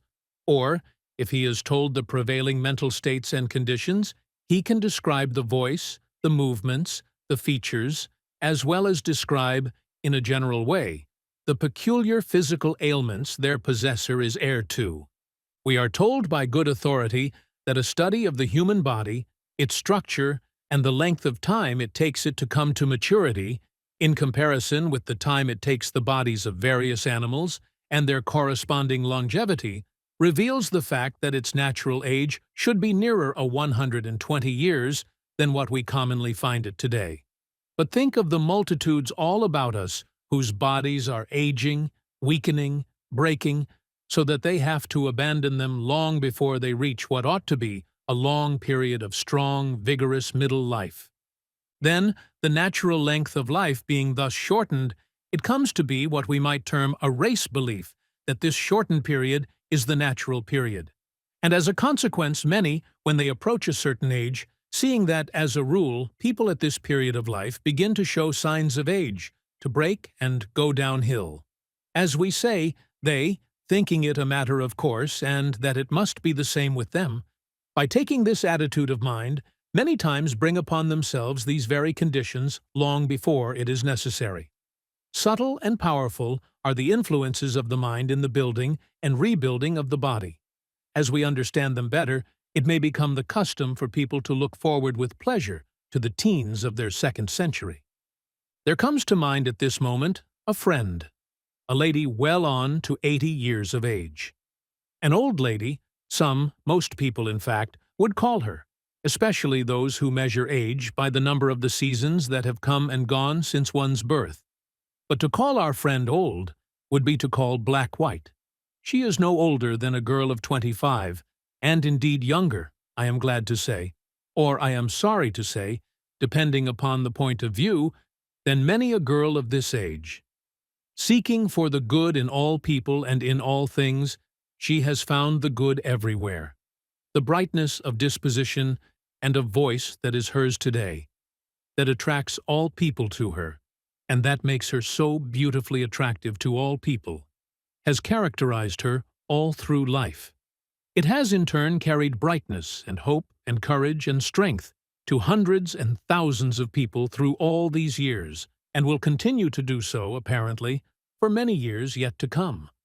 No fears, no worryings, no hatreds, no jealousies, no sorrowings, no grievings, no sordid graspings after inordinate gain have found entrance into her realm of thought. As a consequence, her mind, free from these abnormal states and conditions, has not externalized in her body the various physical ailments that the great majority of people are lugging about with them, thinking in their ignorance that they are natural, and that it is all in accordance with the eternal order of things that they should have them. Her life has been one of varied experiences, so that all these things would have found ready entrance into the realm of her mind, and so into her life were she ignorant enough to allow them entrance. On the contrary, she has been wise enough to recognize the fact that in one kingdom at least she is ruler, the kingdom of her mind, and that it is hers to dictate as to what shall and what shall not enter there. She knows, moreover, that in determining this, she is determining all the conditions of her life. It is indeed a pleasure as well as an inspiration to see her as she goes here and there, to see her sunny disposition, her youthful step, to hear her joyous laughter. Indeed, And in truth, Shakespeare knew whereof he spoke when he said, "It is the mind that makes the body rich." With great pleasure I watched her, but recently, as she was walking along the street, stopping to have a word, and so a part in the lives of a group of children at play by the wayside, hastening her step a little to have a word with a washerwoman toting her bundle of clothes, stopping for a word with a laboring man returning with dinner pail in hand from his work, returning the recognition from the lady in her carriage, and so imparting some of her own rich life to all with whom she came in contact. And as good fortune would have it, while still watching her, an old lady passed her. Really old, this one, though at least 10 or 15 years younger, so far as the count by the seasons is concerned. Nevertheless, she was bent in form and apparently stiff in joint and muscle. Silent in mood, she wore a countenance of long-faced sadness, which was intensified surely several-fold by a black, somber headgear with an immense heavy veil, still more somber-looking if possible. Her entire dress was of this description. By this relic of barbarism garb, combined with her own mood and expression, she continually proclaimed to the world two things: her own personal sorrows and woes, which by this very method she kept continually fresh in her mind, and also her lack of faith in the eternal goodness of things, her lack of faith in the love and eternal goodness of the Infinite Father. Wrapped only in the thoughts of her own ailments and sorrows and woes, she received and she gave nothing of joy, nothing of hope, nothing of courage, nothing of value to those whom she passed or with whom she came in contact. But on the contrary, she suggested to all and helped to intensify in many those mental states all too prevalent in our common human life. And as she passed our friend, one could notice a slight turn of the head, which, coupled with the expression in her face, seemed to indicate this as her thought: "Your dress and your conduct are not wholly in keeping with a lady of your years. Thank God, then, thank God they are not. And may He, in His great goodness and love, send us an innumerable company of the same rare type. And may they live 1,000 years to bless mankind, to impart the life-giving influences of their own royal lives to the numerous ones all about us who stand so much in need of them. Would you remain always young? And would you carry all the joyousness and buoyancy of youth into your maturer years? Then have care concerning but one thing: how you live in your thought world. This will determine all. It was the inspired one, Gautama, the Buddha, who said, "The mind is everything. What you think, you become." And the same thing had Ruskin in mind when he said, "Make yourself nests of pleasant thoughts. None of us as yet know, for none of us have been taught in early youth what fairy palaces we may build of beautiful thought, proof against all adversity. And would you have in your body all the elasticity, all the strength, all the beauty of your younger years? Then live these in your mind, making no room for unclean thought, and you will externalize them in your body. In the degree that you keep young in thought, will you remain young in body. And you will find that your body will in turn aid your mind, for body helps mind the same as mind builds body. You are continually building, and so externalizing in your body conditions most akin to the thoughts and emotions you entertain. And not only are you so building from within, but you are also continually drawing from without forces of a kindred nature. Your particular kind of thought connects you with a similar order of thought from without. If it is bright, hopeful, cheerful, you connect yourself with a current of thought of this nature. If it is sad, fearing, despondent, then this is the order of thought you connect yourself with. If the latter is the order of your thought, then perhaps unconsciously and by degrees you have been connecting yourself with it. You need to go back and pick up again a part of your child nature, with its careless and cheerful type of thought. The minds of the group of children at play are unconsciously concentrated in drawing to their bodies a current of playful thought. Place a child by itself, deprive it of its companions, and soon it will mope and become slow of movement. It is cut off from that peculiar thought current and is literally out of its element. You need to bring again this current of playful thought to you which has gradually been turned off. You are too serious or sad or absorbed in the serious affairs of life. You can be playful and cheerful without being puerile or silly. You can carry on business all the better for being in the playful mood when your mind is off your business. There is nothing but ill resulting from the permanent mood of sadness and seriousness. The mood which by many so long maintained makes it actually difficult for them to smile at all. At 18 or 20 you commenced growing out of the more playful tendency of early youth. You took hold of the more serious side of life. You went into some business. You became more or less involved in its cares, perplexities, and responsibilities. Or, as man or woman, you entered on some phase of life involving care or trouble. Or you became absorbed in some game of business which, as you followed it, left no time for play. Then, as you associated with older people, you absorbed their old ideas, their mechanical methods of thinking, their acceptance of errors without question or thought of question. In all this, you opened your mind to a heavy, care-laden current of thought. Into this, you glided unconsciously. That thought is materialized in your blood and flesh. The scene of your body is a deposit or crystallization of the unseen element ever flowing to your body from your mind. Years pass on, and you find that your movements are stiff and cumbrous, that you can with difficulty climb a tree, as at 14. Your mind has all this time been sending to your body these heavy, inelastic elements, making your body what now it is. Your change for the better must be gradual, and can only be accomplished by bringing the thought current of an all-round symmetrical strength to bear on it, by demanding of the supreme power to be led in the best way, by diverting your mind from the many unhealthy thoughts which habitually have been flowing into it without your knowing it, to healthier ones. Like the beast, the bodies of those of our race have in the past weakened and decayed. This will not always be. Increase of spiritual knowledge will show the cause of such decay, and will show also how to take advantage of a law or force to build us up, renew ever the body, and give it greater and greater strength, instead of blindly using that law or force, as has been done in the past, to weaken our bodies and finally destroy them. Full, rich, and abounding health is the normal and the natural condition of life. Anything else is an abnormal condition, and abnormal conditions, as a rule, come through perversions. God never created sickness, suffering, and disease. They are man's own creations. They come through his violating the laws under which he lives.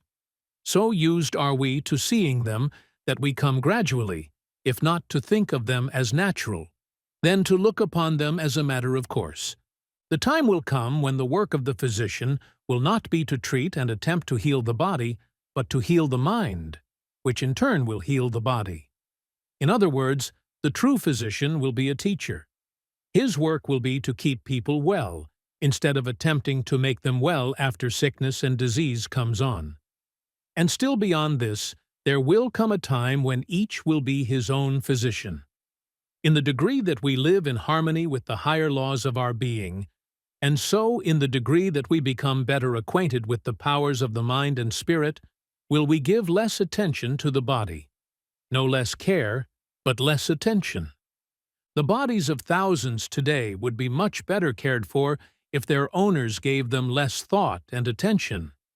As a rule, those who think least of their bodies enjoy the best health. Many are kept in continual ill health by the abnormal thought and attention they give them. Give the body the nourishment, the exercise, the fresh air, the sunlight it requires, keep it clean, and then think of it as little as possible. In your thoughts and in your conversation, never dwell upon the negative side. Don't talk of sickness and disease. By talking of these, you do yourself harm. and you do harm to those who listen to you. Talk of those things that will make people the better for listening to you. Thus, you will infect them with health and strength, and not with weakness and disease. To dwell upon the negative side is always destructive.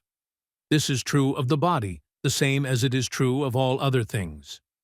The following from one whose thorough training as a physician has been supplemented by extensive study and observations along the lines of the powers of the interior forces, are of special significance and value in this connection. We can never gain health by contemplating disease any more than we can reach perfection by dwelling upon imperfection or harmony through discord. We should keep a high ideal of health and harmony constantly before the mind.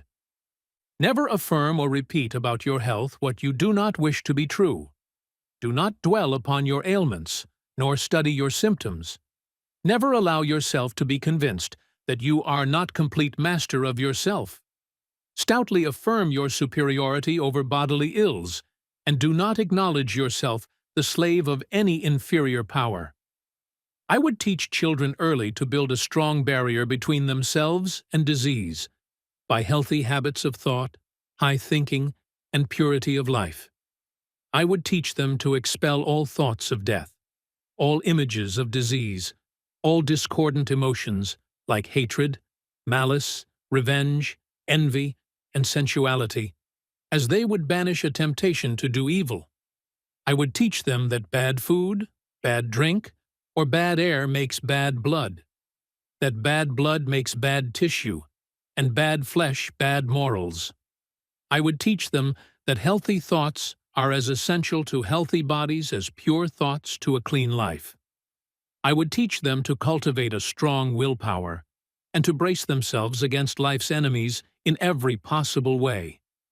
I would teach the sick to have hope, confidence, cheer. Our thoughts and imaginations are the only real limits to our possibilities. No man's success or health will ever reach beyond his own confidence. As a rule, we erect our own barriers. Like produces, like the universe through. Hatred, envy, malice, jealousy, and revenge all have children. Every bad thought breeds others, and each of these goes on and on, ever reproducing itself, until our world is peopled with their offspring. The true physician and parent of the future will not medicate the body with drugs so much as the mind with principles. The coming mother will teach her child to assuage the fever of anger, hatred, malice, with the great panacea of the world, love. The coming physician will teach the people to cultivate cheerfulness, goodwill, and noble deeds for a health tonic as well as a heart tonic, and that a merry heart doeth good like a medicine. The health of your body, the same as the health and strength of your mind, depends upon what you relate yourself with. This infinite spirit of life, this source of all life, can, from its very nature, we have found, admit of no weakness, no disease. Come then into the full, conscious, vital realization of your oneness with this infinite life. Open yourself to its more abundant entrance, and full and ever-renewing bodily health and strength will be yours. And good may ever conquer ill. Health walk where pain has trod. As a man thinketh, so is he. Rise, then, and think with God. The whole matter may then be summed up in the one sentence, God is well, and so are you. You must awaken to the knowledge of your real being. When this awakening comes, you will have, and you will see that you have, the power to determine what conditions are externalized in your body. You must recognize, you must realize yourself as one with infinite spirit. God's will is then your will. Your will is God's will. And with God, all things are possible. When we are able to do away with all sense of separateness by living continually in the realization of this oneness, not only will our bodily ills and weaknesses vanish, but all limitations along all lines. Then delight thyself in the Lord, and he shall give thee the desires of thine heart. Then will you feel like crying all the day long, The lines are fallen unto me in pleasant places. Yea, I have a goodly heritage. Drop out of mind your belief in good things and good events coming to you in the future. Come now into the real life, and coming, appropriate, and actualize them now. Remember that only the best is good enough for one with a heritage so royal as yours. We buy ashes for bread. We buy diluted wine. Give me the true, whose ample leaves and tendrils curled. Among the silver hills of heaven, draw everlasting dew.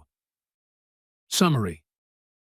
The infinite spirit is pure life, incapable of disease or decay. When we open fully to this inflow, health and vitality naturally follow. Fear, worry, anger, and resentment poison the body, while forgiveness, hope, and love renew it. Every mental state imprints itself physically, creating either health or illness. To realize our spiritual nature is to claim mastery over the body, ceasing to live as a victim of circumstance. True healing is always an inner process, beginning with harmony of thought and spirit, which then expresses in the body. Key takeaways. The body reflects the state of the mind and emotions. Negative emotions poison. Positive states heal. The infinite life within us is pure health. We are masters of the body, not its slaves. Action. Items. Replace complaints about health with affirmations of wholeness. Release resentments. Practice forgiveness as medicine. Visualize and feel the infinite life flowing through every cell daily. To continue listening, step deeper into the wisdom at Next Level Soul TV, where sacred teachings, spiritual cinema, transformative courses, and divine stories await your soul's unfolding. Enter the portal at www.nextlevelsoul.tv and let your spirit remember what it already knows. Awaken, expand, and evolve.